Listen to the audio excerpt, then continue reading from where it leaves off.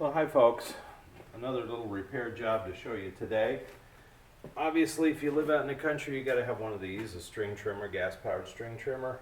I have this Echo. Let's see, what's the model number on this? I can't remember.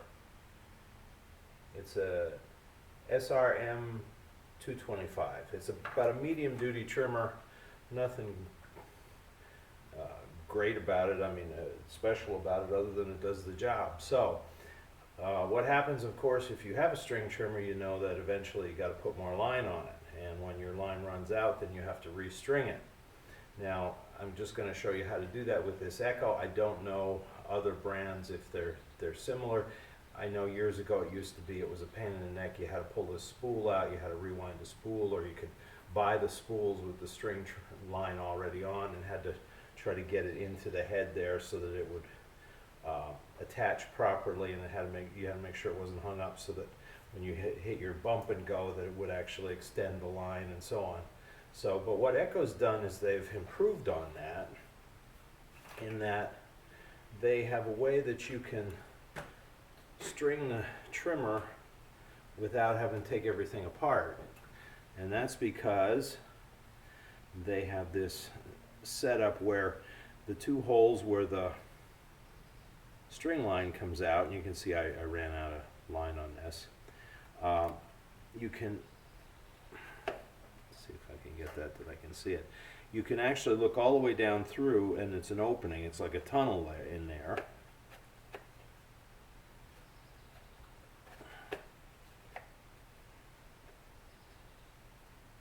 I'm not seeing it. I don't know, maybe there's some dirt or something in there. But I've got well, let me come back to you and I'll show you what our next step is with this.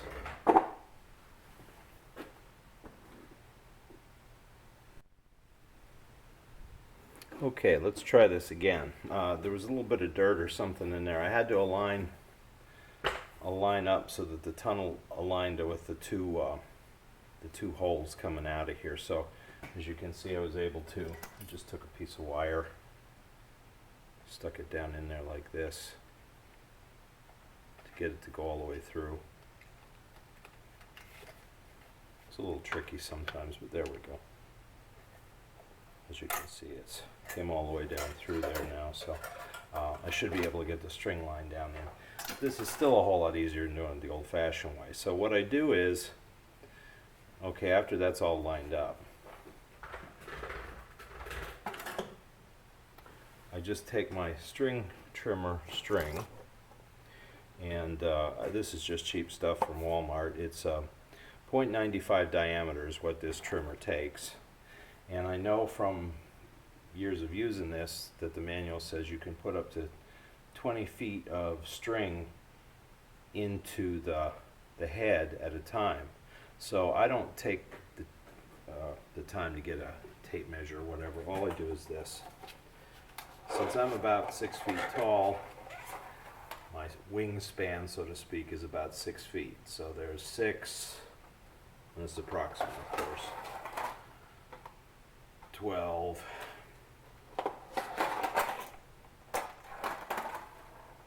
18, and then I'll go about another 2 feet. And then I will cut this.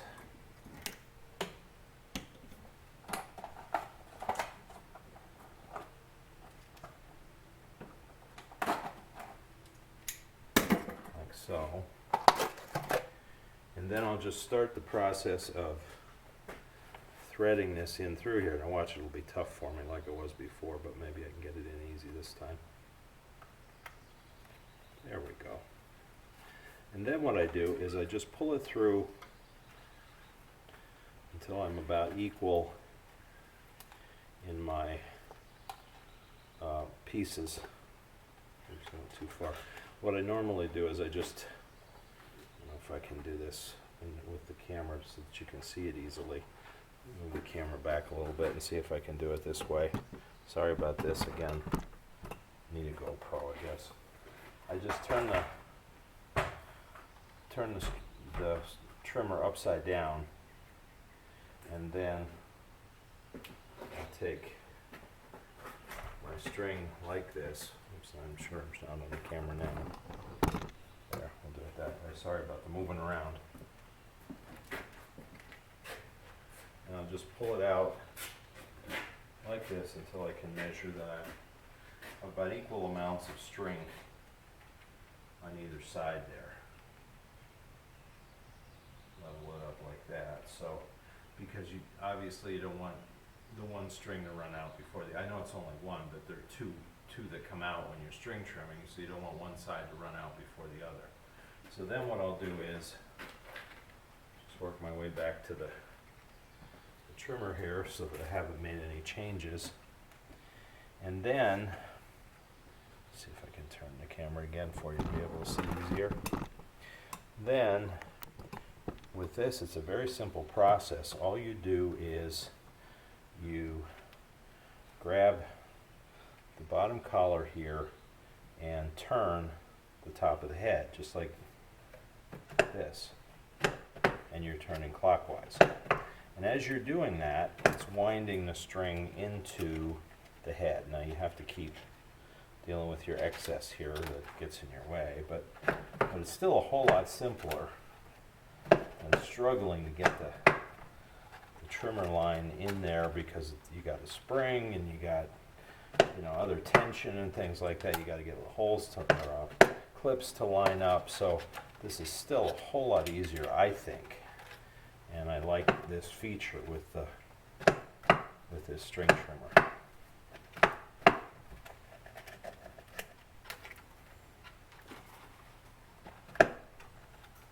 I'm hoping this is on film, on the camera, I mean.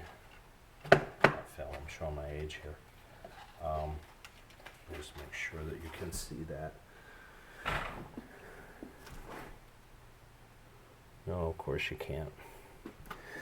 Let me tip this down so you can see what it was that I was doing. There, that's a little better.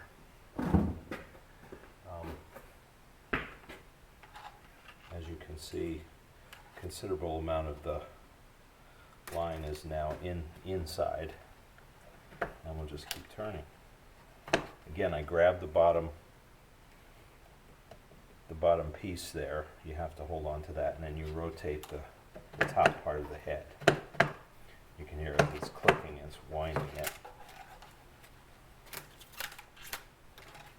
In a sense, what you're doing is you're going in the reverse direction that the bump and go works when you're trying to extend more line out when you're trimming and you need more, and you tap the head in the ground, and it releases the centrifugal force, releases some out so that you continue to have enough line.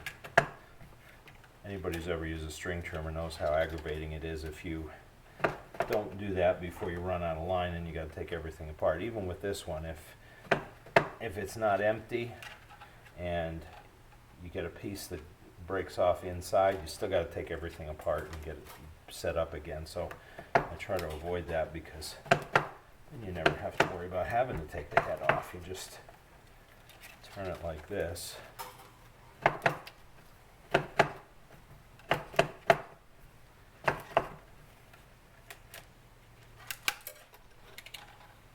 You can see I only have a couple feet left out of that whole 20 feet of line that I pulled out.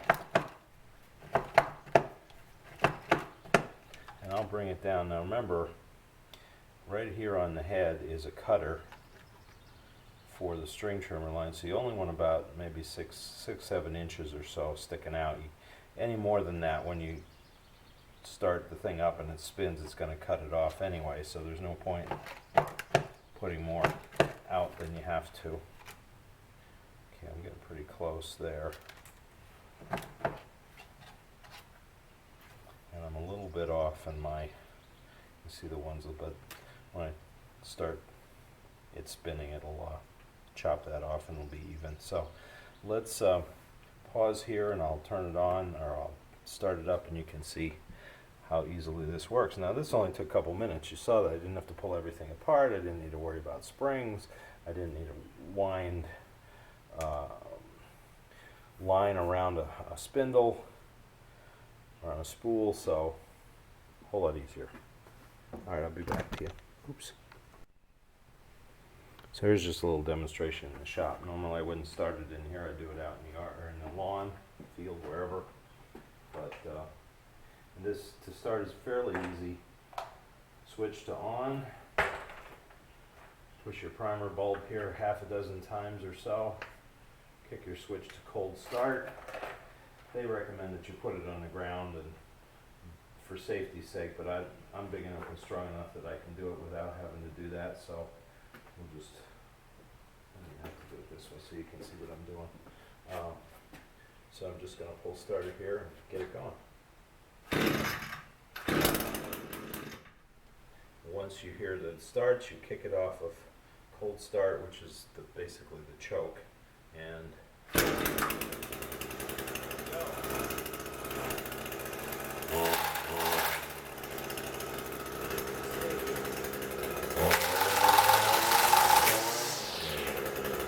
chopped off the extra, I'm ready to go.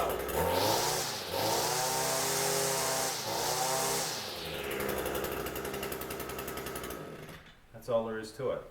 So, hope that's helpful. Again, I don't know if other brands have that quick load for string, but that's what this Echo does, and I'm happy with it. So, again, thank you for watching. I appreciate everybody for supporting our channel the way you've been doing, and we'll keep just throwing other little things out there as we work together to live out in the country on a shoestring. Please like, subscribe, you know the drill.